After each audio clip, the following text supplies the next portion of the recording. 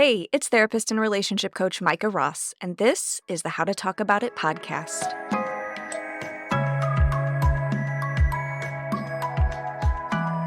My training did not prepare me for the myriad of ways that ADHD can impact relationships.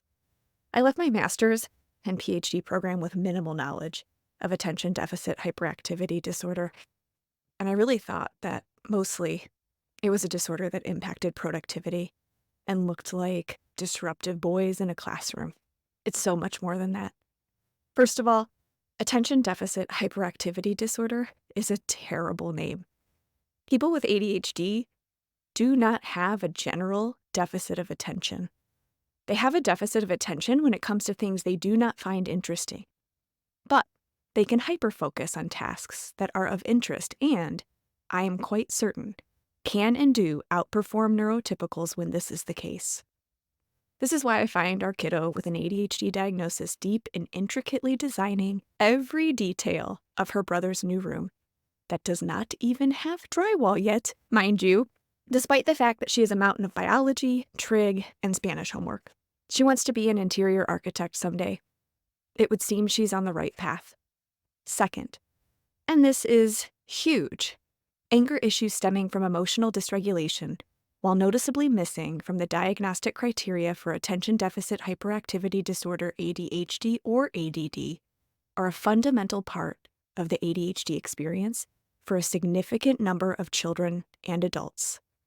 Even when controlling for related comorbid conditions, individuals with ADHD experience disproportionate problems with anger, irritability, and managing other emotions. When our ADHDer was in middle school and homeschooling in the pandemic, it became clear she had a harder time staying on task than her younger siblings. But we had not ever heard a peep from school about this. This didn't make me wonder if she had ADHD. She was still doing pretty well in school.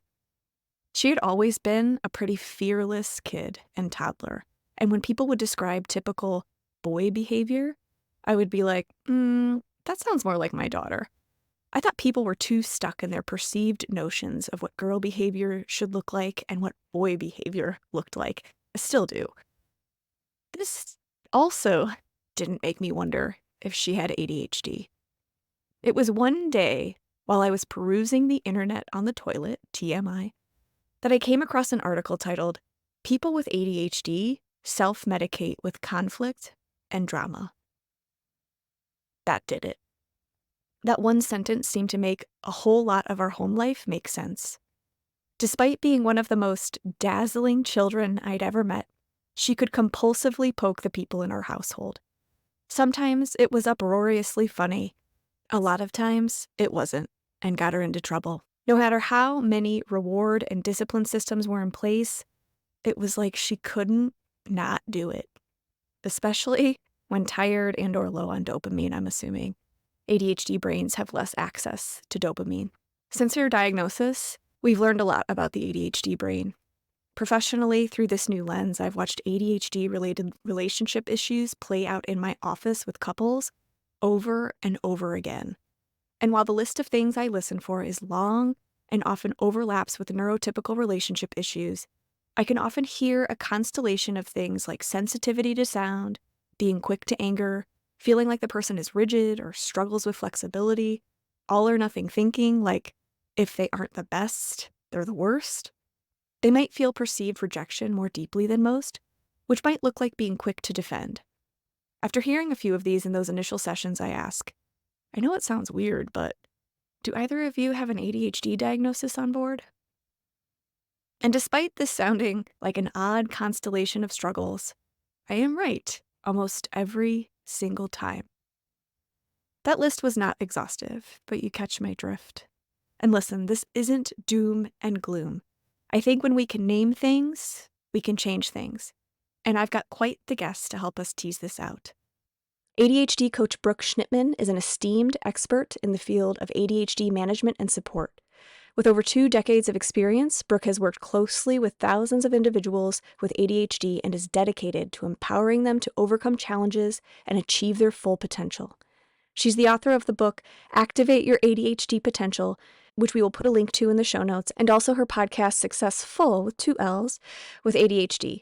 At her company, Coaching with Brooke, she and her team work to empower individuals with ADHD, help them break through barriers, gain essential tools, and achieve their personal, academic, and professional goals.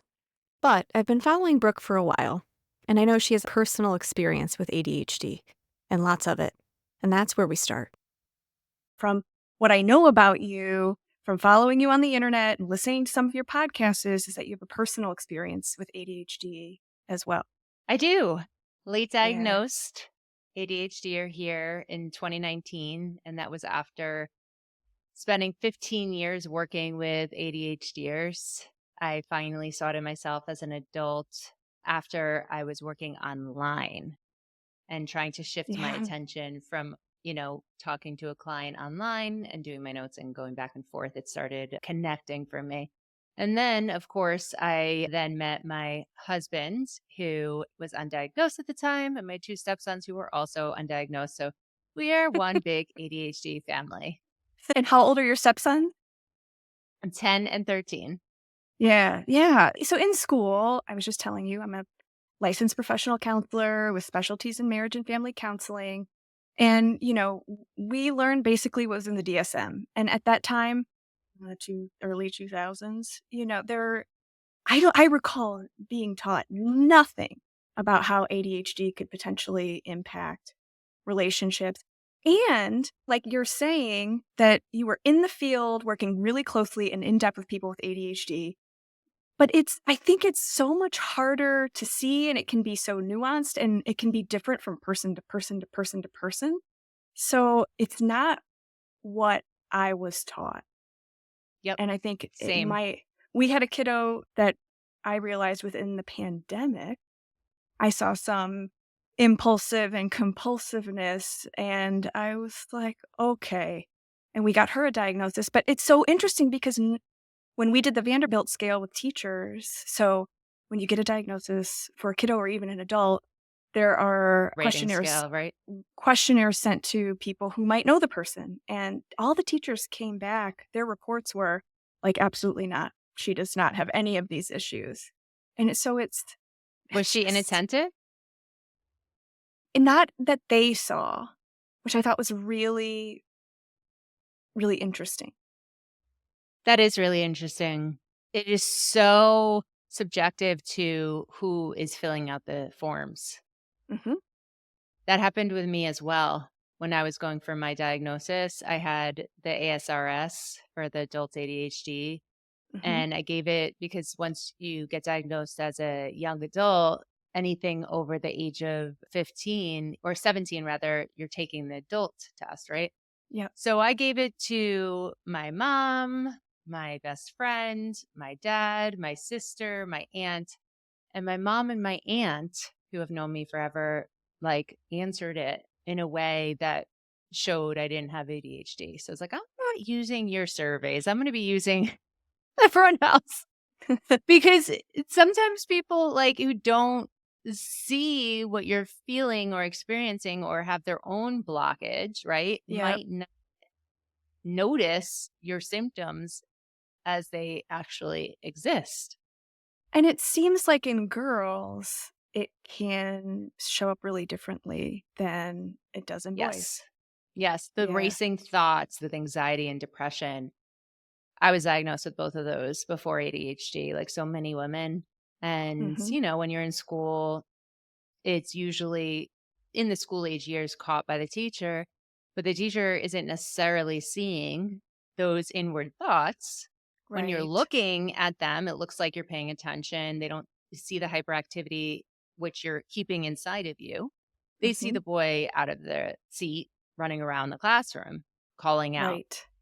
Yeah. So the thing that I came across that made me realize that we might need to get one of our kids assessed, I think it was the title of an article that I had found online, and it said that people with ADHD can tend to self-medicate with conflict and drama because conflict and drama in and of themselves are stimulants. And that made a whole lot of our home life make a lot of sense. As a marriage and family therapist, I knew I I was doing the things.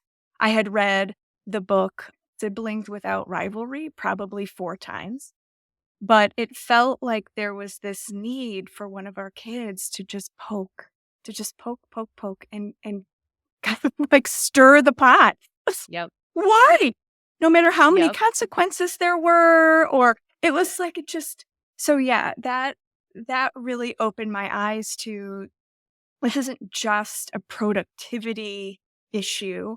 This can also come with this whole host of relationship hurdles, I guess. Yeah, it's so funny. So with ADHD, we can seek out high stimulation environments. And if we're low on dopamine, we're looking to increase that dopamine. And how do we get that high stimulation? Well, conflict and drama, right? And then that increases the dopamine level. Mhm. So when you think negatively, when you create that high conflict environment, it increases the dopamine level.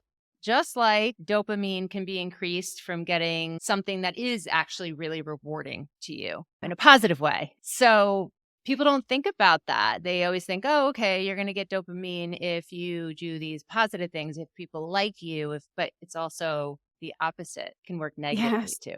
So this diagnosis with my kiddo sort of opened my eyes in a big way in terms of, how ADHD is impacting relationships. And I started seeing it here, there, and everywhere, of course, with the couples that I work with.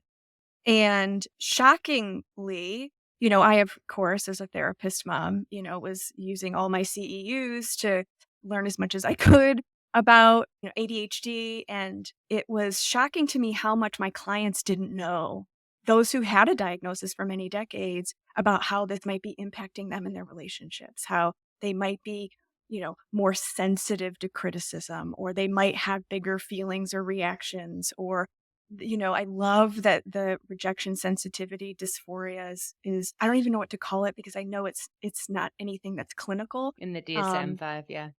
right. But I feel like it's a term that so many people can relate with. So what eh, I don't even know where to start. I feel like there's so many things that I want to talk about, but maybe this quickness to big feelings is a good place to start. What do we need to know about that? Sure. Sure.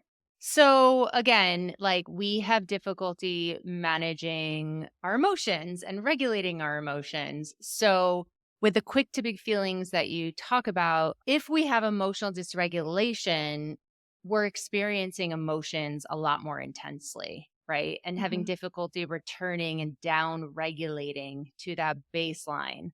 So then we get into a state that's more triggering and harder to regulate our emotions. Another thing with that is we can have like, and I know, it's something that we might talk about, but like we could have communication issues. We can have difficulty in our executive functioning, and all of those things impact our emotions. Yeah, and those big feelings are very real. I've been saying something over and over again to my daughter lately, which is your feelings are valid. It's the response that's getting you into trouble. Like that's where we need to do some massaging. Like the feelings are valid.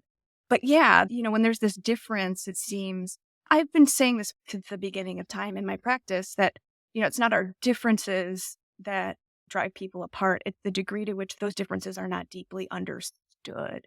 And it seems like when ADHD is on board with one person in a couple, there's even more of a distance, and like, I don't understand how you're feeling or why you feel that way. And there can be Mm-hmm. this judgment, Mm-hmm. which then, Which then just impacts your rejection sensitivity too. It's like, you yep, don't understand me. I'm doing everything that I can, and I'm frustrated. yeah, And I feel this like deep punch in my chest or my gut. And it's yeah. going to be hard for me to come back from that. There's something posted on Coaching with Brooke yesterday about how ADHDers will hold their pee. And I have been going back and forth since my daughter's diagnosis and realizing that ADHD is genetic. I've been looking at my husband like, is it you or is it me? Is it you or is it me? Totally was a pee holder when I was a kid. But also, I have really looked around at my extended family and been like, whoa. Through this lens, things are making a whole lot more sense. So I've been very public that I didn't get into this job because I came from a perfect family. I got into this job because both of my parents have been married 3 times. And so I was very Wow. clear from the get-go, I don't have what it takes to have healthy, functional relationships. I come from a family that's very reactive, that feels big, but it's not just my immediate family. It's like cousins. Like this person isn't talking to that person, and that person isn't talking to this person. And on the other side, it's all the same. And I'm looking around like, I think we're surrounded. I think we're surrounded. We found our tribe. Yeah. So I do find myself wondering, was I so attracted to this path because I knew that I needed the info about it to move through interactions in a way that worked? It very much could be. When I didn't know I had ADHD, I studied special education, got my master's degree, and only felt comfortable, like really comfortable with ADHD, learning disabilities, and anxiety. Like that was my jam. Mhm. And I was always dating people with ADHD too. My dad actually made fun of me one time. He's like, "What is it? Like you're a magnet to people with ADHD." I'm like, "Well, they're more exciting." And then, of course, I found out that I had ADHD. My daughter, when So, she yeah. was little, the only milestone that she didn't meet was laughing. She was slow to laugh. Took a lot for her to really giggle. And as she grew up, I was like, this friend has ADHD, that friend has ADHD. I'm like, why does she like people with ADHD so much? And then Is I there looked around fun? at my friends and I was like, oh. And I kept learning, I'd be out to lunch and one of Yeah. my friends would be like, well, I have ADHD. Okay. Yeah, they're fun, They're they're fun, they're entertaining. interesting. Exactly. Yeah, so that gets me to like, what are the pros? I feel like, a lot of times, like I had a client last week who came in and she was like, her husband has ADHD, kids have ADHD. None of them had any idea how much this is impacting relationships, but she was like, I came across an article that was like very, kind of scary, like be warned about, really think twice about marrying somebody with ADHD. Well, And it's I like was like, sticky oh, headlines. yeah. But what are the pros to being married to somebody with ADHD? Or being It's in a relationship? the Yeah, so I think the spontaneity, I've always been attracted to that as an ADHDer, and I have a husband who's spontaneous who also has ADHD. The That's creativity, the lifelong learning, they end up almost becoming your core values too, like who you are as a person because of your ADHD strengths. Yep. Energy. I used to have so much energy. And I know this one's tricky. And this is not like everyone with ADHD has a lot of energy. I get it. Like we Right. could not have a lot of energy some days, but sometimes we do have a lot. We have creativity. We have the zest for life. We can problem solve differently. We can see the core of an issue. We're empathetic because of a lot of Big the feelings. circumstances that Yeah. we've experienced in the past too. We are Yep. way hypersensitive. So we feel people's emotions very deeply. Yeah. So in my opinion, I think that it can be a gift to have ADHD. I've always looked at it that way for myself. I know that people struggle differently and some people have the resources, some people don't. But I think with anything that you Mhm. have, ADHD or not, we can find the gifts in it. Totally. Totally. Yeah, I know. I mean, like I said, I've looked around and realized a lot of my friend group I'm surrounded Yeah. and Yeah. family. So I totally agree. Okay. So going back to feeling like I was really underprepared to work with people with this diagnosis. And I really thought of it as, something that kids had to deal with and not Right. necessarily adults. And now I feel so silly, but You shouldn't because you're not alone. And I was the same way before I yeah, really understood ADHD. I mean, they don't teach you these in books. You don't learn right. it in therapy school. You don't learn it in special education school. Like, you need hands on experiences and other information and experience in general to see how Yep. it manifests so differently in different people. Not a one size, this is ADHD and this is a Right. repeatable pattern for everyone with ADHD.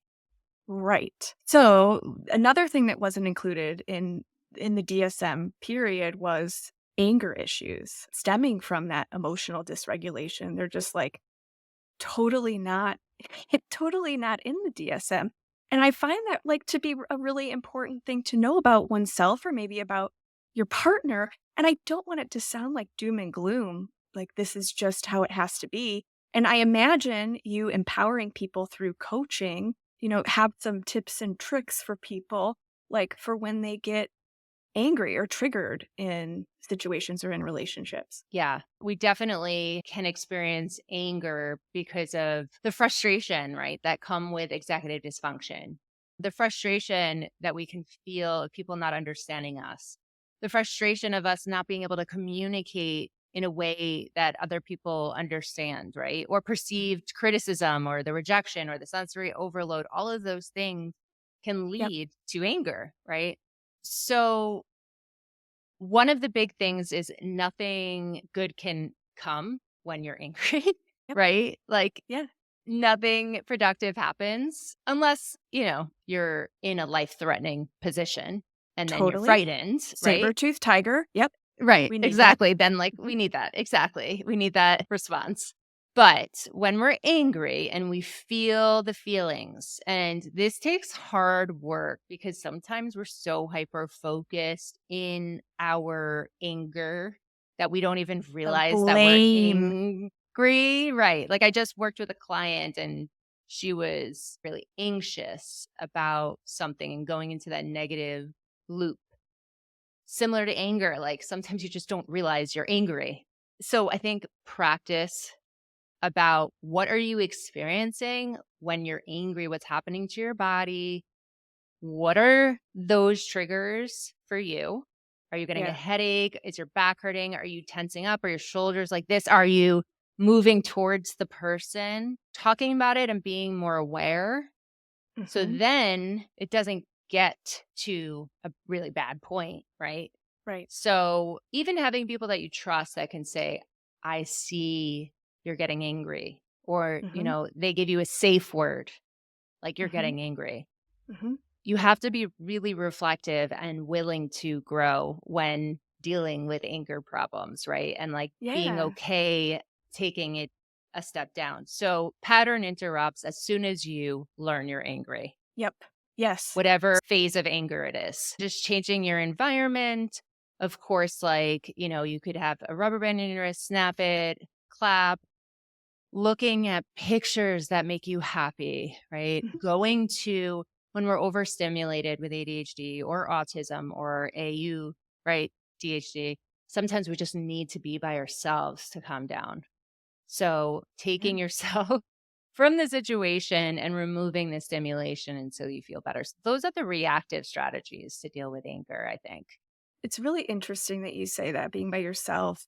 Some people just need some space to be able to physiologically calm down. When I was in my PhD program, I got really deep into the literature. I couldn't decide if I wanted to do my dissertation on this like yoga intervention for couples or if I wanted to study conflict in couples. And my professors were like, why would you choose this flighty, weird yoga thing? Obviously, you want to choose this one over here. But I started looking into both. And what I found was that there were a lot of similarities. It was really fascinating. So, what needs to happen in the brain to get through a conflict really successfully is that we need to be physiologically calm.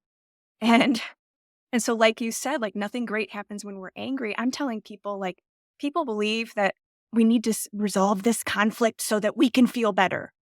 But I'm telling people we need to feel better so we can resolve this The conflict. The conflict. parts of you brain that you need to get through it are literally hijacked in those moments. Whether When you you're have ADHD, angry, or not. But I think that not this your is executive function shut down. right. Right.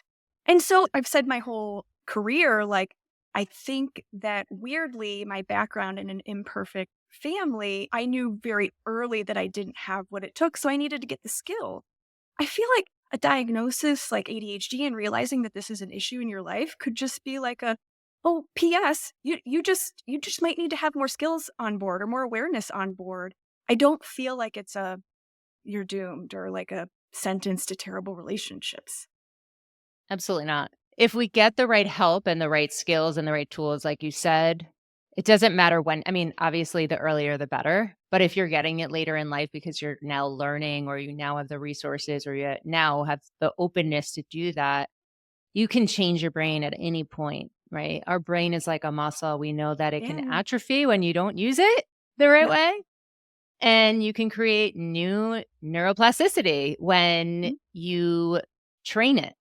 I love So, affective neuroscience so much. so much. Okay, So much. can you tell us about RSD? What's your perspective on rejection sensitivity dysphoria? Yeah. So many individuals with ADHD have it. They might have rejection sensitivity or they might have rejection sensitivity dysphoria. But basically, it's from this perceived perception of extreme sensitivity of rejection, criticism, failure. So you can have this perception internally, like you've created a scenario in your head where you've been rejected, Mhm. or someone does something like they don't text you back, classic example, or they leave you unread, or they didn't invite you to something, or, they said something literal like, my grandma has that sweater. I would imagine that all of this within the context of social media is probably all increased and heightened and magnified. Yeah. 100%. 100%. So, yeah, I actually have someone who monitors the comments in my Instagram before I see it because I can still, like, my main focus is to help ADHDers, right? I want to do that in a positive light. And there could be a message that comes up that says you're wrong or, you're ugly or like you have this on your face. Yep. Or today, I got everyone has ADHD. I don't get mad at that because some people just don't know and we need Yeah. to educate them. But there are so many things on social media, people blocking you. I've had people block me that I've realized I'm like, what did I do? Or unfollow Mhm. me. Even though I have a big number of people on Instagram, I still see certain people who like unfollow or block. Anyway, yes, social Yeah. media can be really toxic. But Totally. Well, you and I spoke about how amazing it could be at the same time because we can learn so yes. much. Yeah. Well, and it's interesting. I've realized when those people start coming out of the woodwork to comment on posts, it usually means it's going viral. I'm like, "Oh, here they come. It's getting shown Let's to the go. trolls Let's now." go. Yeah. Let's go. Come on. Okay, so impulsiveness and distractibility. I think that the client that I told you about that found the article that was like, kind of like think twice about, being in a relationship with somebody with ADHD can kind of feel like not a priority. Where at one time I think, that maybe she felt very hyper focused on. Yeah. So with ADHD in the beginning of a relationship that you're excited about, we can hyperfocus on you Mhm. to a point where it could almost look like too much, love bombing, Yeah. all of the Yeah. things, right? And then when things are less exciting, we might not hyperfocus the same way. And it could feel like you've done something wrong or the relationship is shifting. Now, Yeah. it can shift 100%. Like people with ADHD can jump really hard with impulsivity and hyperfocus. And I was talking to an ADHD relationship coach, and she was saying that sometimes it takes 2 years to really get to know the person. I'm sure you know this in your work too. And, after 3 months, that hyper focus can totally go away and the veil can kind of open with the person that is neurotypical, right? Like, so the ADHD person can see the non ADHD person or even another ADHD person totally different, Yeah. which is really Yeah. sad. Yeah. It's sad Yeah. for the experience that the other person is receiving. Yeah, there's something biological in relationships that only lasts 1.5 to 2 years, and it has to do, like with it's called limerence, and there's arousal, and there's that like Yeah. spontaneous sex drive that women can have. Because we get that dopamine kick and that all or nothing thinking where we don't see any of the faults. And I'm talking about men too, because of the all or nothing thinking, because of the hyper focus. You don't see so much about the other person. You just love the Right. idea of them. Yeah. Yeah. Can you say And more when about all or nothing thinking? So it was interesting because my daughter, she's learning to drive, and being in the process of learning has always been difficult for her. And she's got her permit, and she looked at me one day, just like maybe a couple months in, and was like, if I took my driver's test today, do you think I would pass? And I knew she wanted me to say, yes, totally, absolutely. And I said, absolutely not. But you're exactly where you're supposed to be. You are learning. Like, this is not, you're either going to pass today or you're a failure. This is, right. you're on the way from A to Z and you're learning. You're exactly where, but no, I'm sorry, you No, wouldn't it's pass all or the nothing. test. Yeah. Right. You want to run the marathon? Okay, I'm going to run it today with no training. Yes. Yeah, it's all or nothing. We have to work really hard to see the small steps. Really hard. Okay. So you talked about ADHD in dating. It sounds like things can happen pretty quickly in relationships when people have ADHD. Yes. Yes. I Okay. mean, so I have been the receiver of that as a woman dating many men who have ADHD. And I have also been the person who gets excited.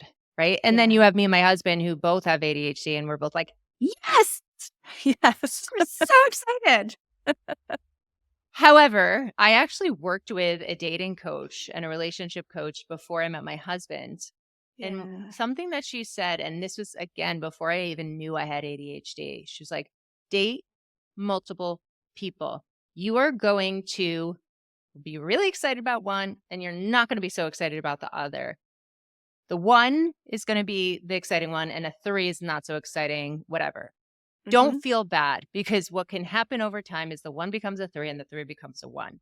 Yeah. Continue to really date all of the people at the same time until you know for sure that the 1 is the one and Yeah. that they feel the same way about you.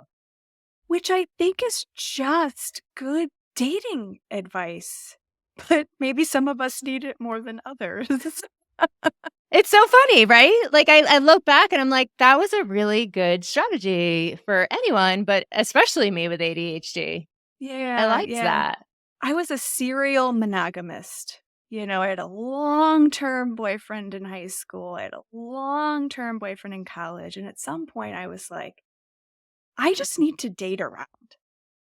And I came to that conclusion on my own. Like, I'm just going to date. I don't need to be married anymore. Like, I Yeah. just need to date and try and see and not fully commit and try things on. But yeah, I can look back and see how I would get into relationships, and it would just, now we're in it for months, Well, maybe years. right. And didn't you say that your parents were both divorced 3 times? Yep. Like you were kind of following the trends there.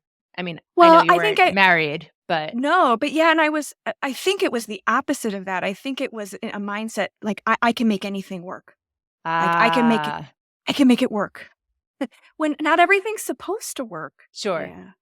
And that's another thing. Like, since we get so excited about people right away, like, we don't want failure, right? So we Yeah. want these like perfectionist tendencies. So that all or nothing thinking can lead to failure because we are sometimes tricking ourselves like, I'm hyper focused on this person. This person's going to be amazing. So it has to be amazing. They have to be amazing. And then if they aren't amazing and the relationship's not amazing, then we have this failure or perceived failure. Yes. Right. So if somebody's noticing in their partner some of the things that we've talked about, distractibility or, quickness to big feelings, good or bad, or, that they can be perceived to be hypersensitive to criticism, if they're suspecting that ADHD might be on board, are there good ways to suspect that out loud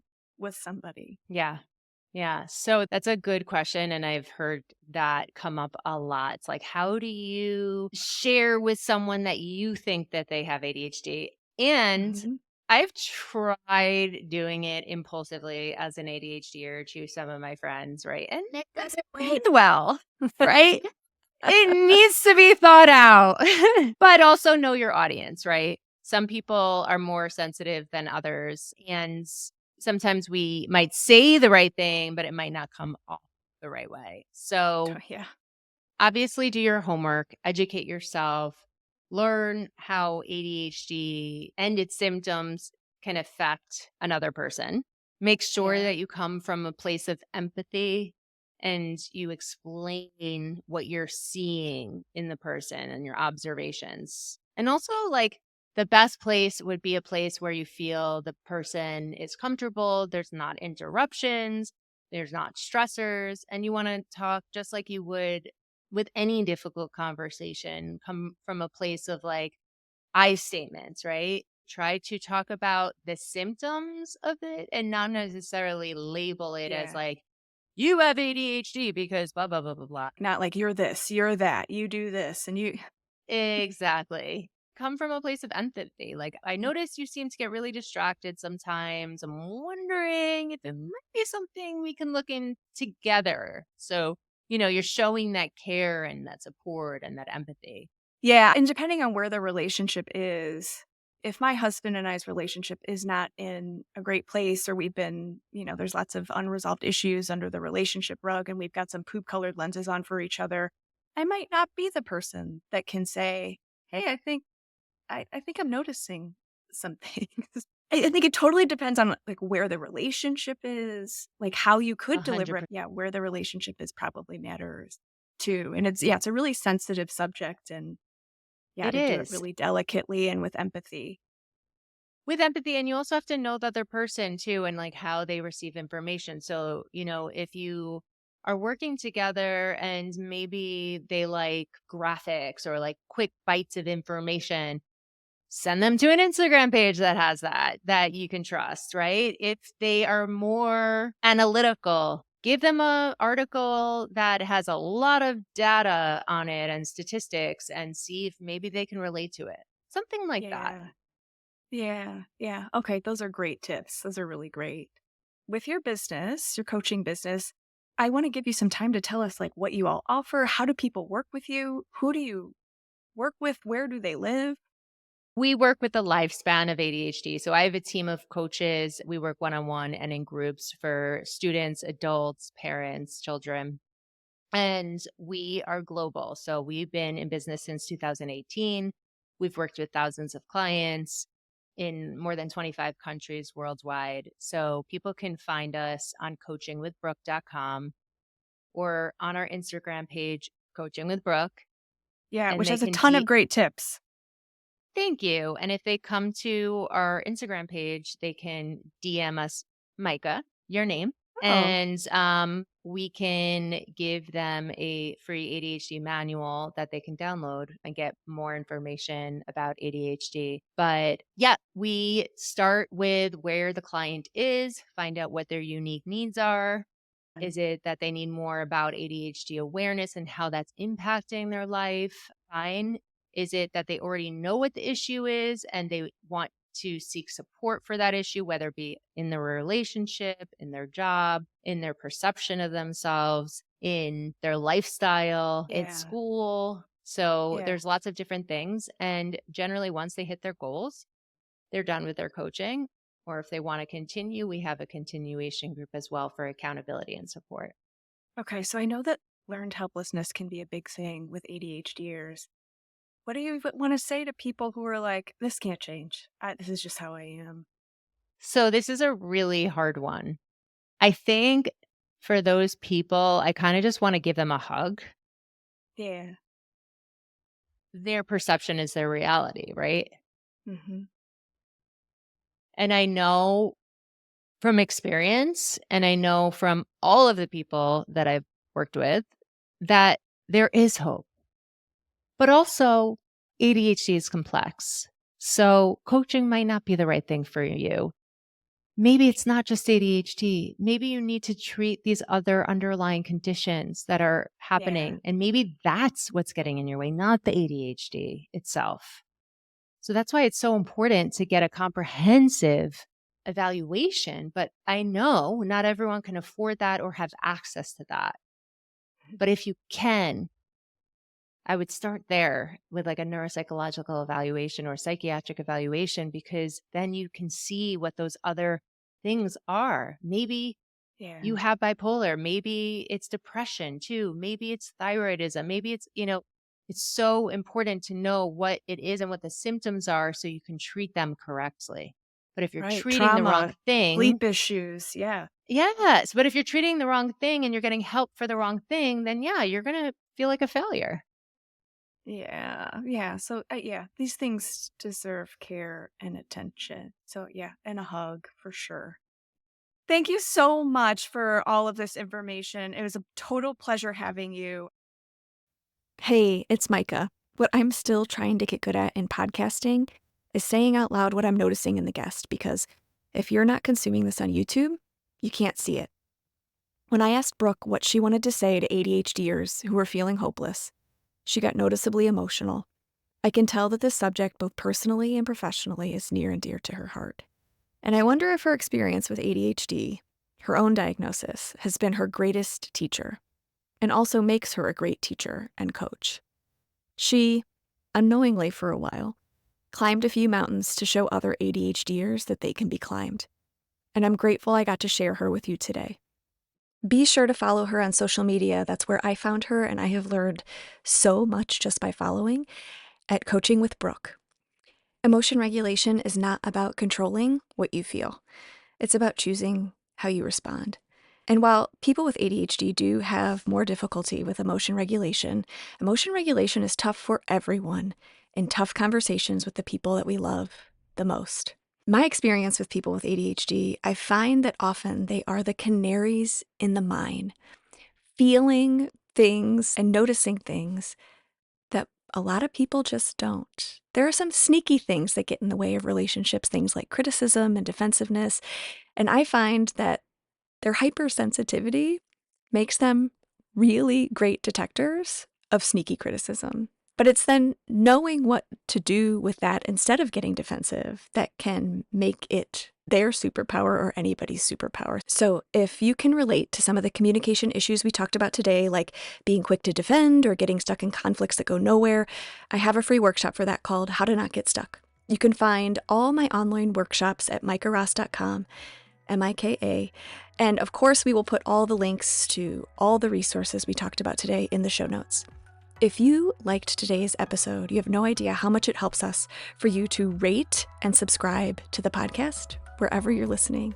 So I will be totally grateful and do a for real live happy dance when you do. Thank you so much. You deserve happy relationships.